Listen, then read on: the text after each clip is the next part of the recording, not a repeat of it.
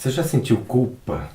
E que culpa é essa? De onde vem a culpa que as pessoas sentem? O que gera culpa na gente, enquanto a gente está transitando pelo mundo, pela vida, no nosso dia a dia? Muitas vezes a gente sente, não sei, uma sensação de angústia, é uma sensação de culpa. De onde vem isso? A gente nem sabe de onde vem.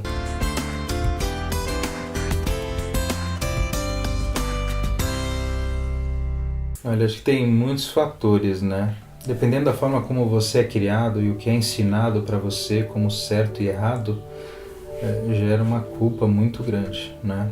Eu me lembro quando eu era pequenininho, a minha avó, né, por parte de mãe, ela falava assim, olha, se você deixar o seu chinelinho virado de ponta cabeça, isso vai trazer um problema para você, traz morte.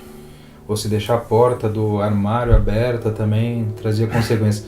Estou dando um exemplo pequeno, é bobo, mas quando você é pequeno e você vai absorvendo essas coisas e de repente você sai de casa já, adolescente, adulto, esquece a porta aberta ou o sapato virado, você fala, nossa, será que eu deixei ou não? Isso vai trazer um problema para mim.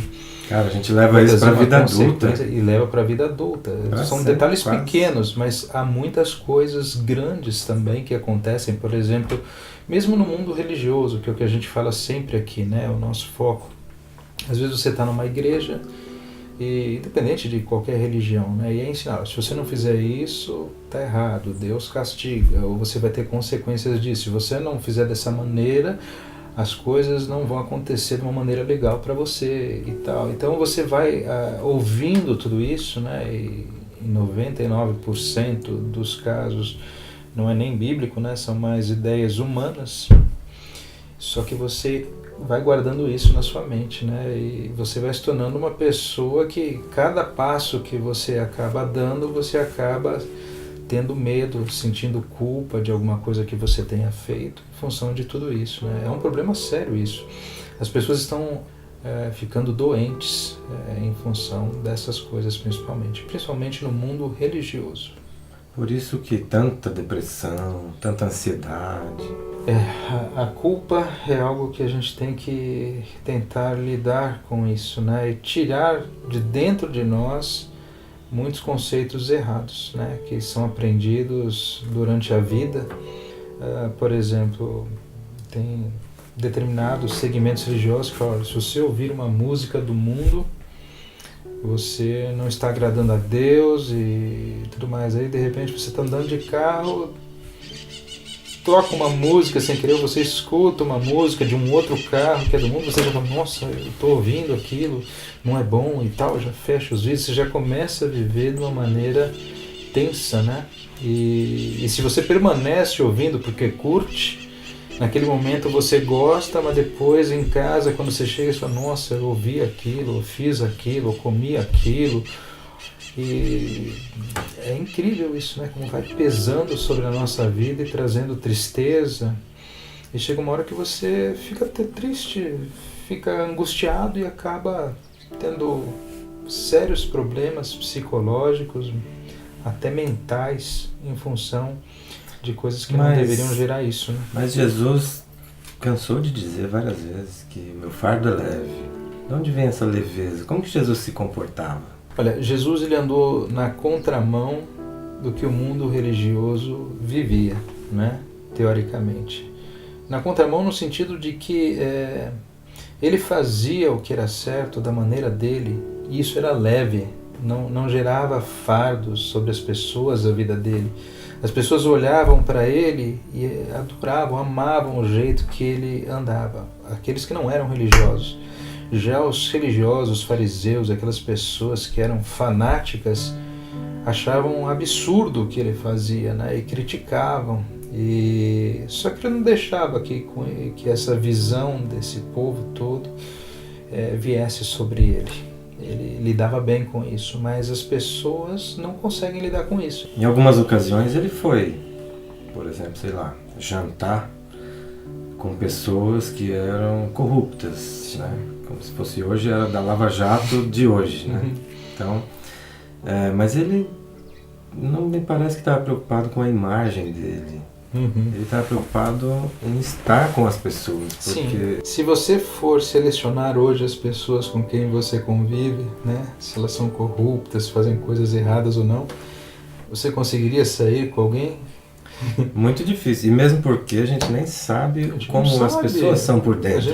A gente tem que saber como a gente é. Só que o que é ensinado muitas vezes é, olha, se você for lá, você vai se misturar com os pecadores, você vai fazer parte desse grupo logo logo. Tome cuidado. Então vai gerando na gente, né, um medo. Puxa vida, não posso me misturar porque eu vou ser igual.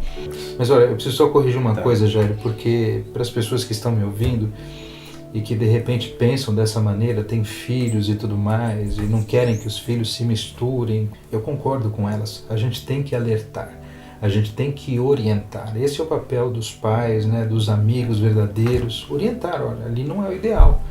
Mas não significa que se todos pensarem assim e ninguém fizer nada, como ficam essas pessoas se você não puder ser uma luz ali dentro em algum momento, ou se não houver pessoas que possam fazer isso, né?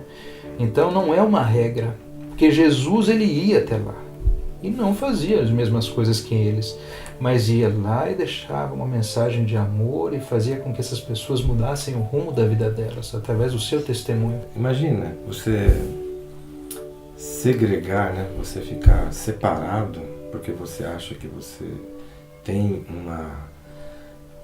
uma verdade que te impede de transitar pelo mundo. É estranho isso.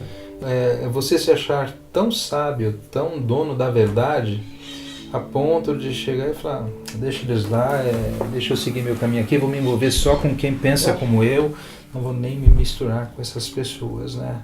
Eu vou ficar só na minha panelinha, no meu grupo, porque os outros ali estão perdidos, então não vou nem me envolver. Isso é totalmente errado, é o contrário do que Jesus ensina, né? E outra, Jairo, eu acho que a gente precisa aprender muitas coisas, sabe? A gente acha que tem que ficar levando as pessoas a pensarem como a gente pensa em tudo. E não é assim, né? A gente tem que entender que Deus, ele olha as pessoas individualmente, né? Deus ama as pessoas como elas são. Não significa que ele aprove as coisas erradas, mas ele aceita as pessoas. E aquelas pessoas que se dispuserem a andar com Deus, a conhecerem a Deus, vão ser transformadas aos poucos, né? Deus faz um trabalho de acordo com a capacidade de cada um, no tempo de cada um. O ser humano não. Já chega lá e quer...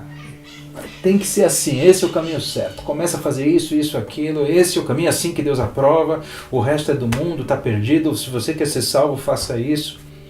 Aí você joga um fardo pesado em cima das pessoas.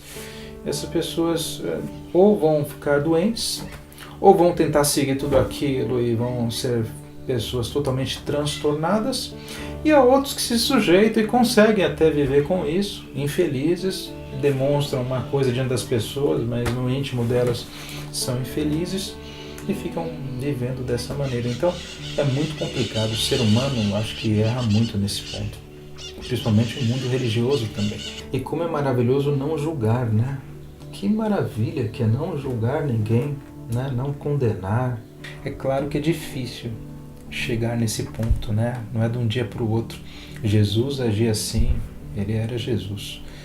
Mas ele falou que nós poderíamos fazer coisas tão grandes quanto as que ele fez aqui, não é verdade? Ele fala isso na Bíblia, você vê. Então, a gente tem condições de chegar nesse patamar que ele se encontrou aqui na Terra, enquanto viveu aqui, Jesus, amando, perdoando, respeitando, né? E enxergando tudo isso.